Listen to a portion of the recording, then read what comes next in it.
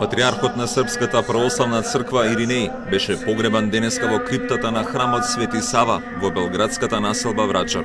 Предходно српскиот митрополит Хризостом, повеќе владици и 16 свештеници одржаа литургија во централниот дел од храмот, каде беше изложено телото на патриархот Иринеј. Говори одржа и српскиот претседател Александар Вучич, како и српскиот член на претседателството на Босна и Херцеговина Милорад Додик. Посмртните останки на Иринеј од гардистите на војската на Србија беа пренесени и испуштени во гробницата во храмот на Свети Сава, која беше изградена за време на неговиот живот. Тој е првиот патриарх на СПЦ кој е погребан на ова место. Пред почетокот на литургијата во храмот Свети Сава пристигна речиси севкупниот политички врв на Србија, како и мандатарот за новата црногорска влада Здравко Кривокапич и рускиот амбасадор во Белград.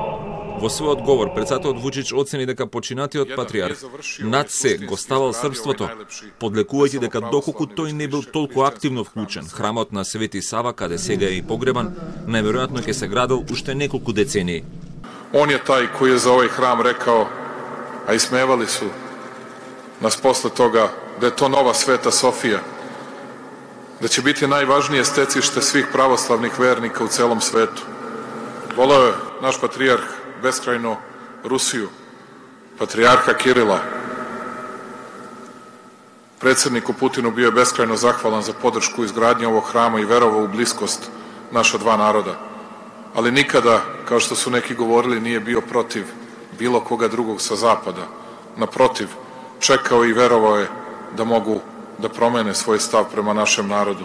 Според Вучич, најголема грижа на патриархот Иринеј биле Косово и Метохија, истакнувајќи дека и тука постапувал рационално и со ладна глава, како што рече Вучич, никогаш да не го признаеме независно Косово. Пред храмот беа присутни и голем број верници кои преку два видеобима ги следеа литургијата и погребот, бидејќи бројот на верници кои можеа да останат внатре беше ограничен заради се полошата состојба со коронавирусот во Белград и Србија.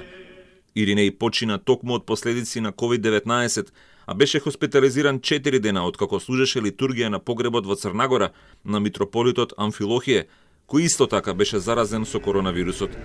Но тука не е крајот на црниот пандемиски биланс во СПЦ. Денеска почина расчинетиот епископ Артемија, претходно животот го загуби и епископот на Валјево Милутин, а заразени се и повеќе други епископи.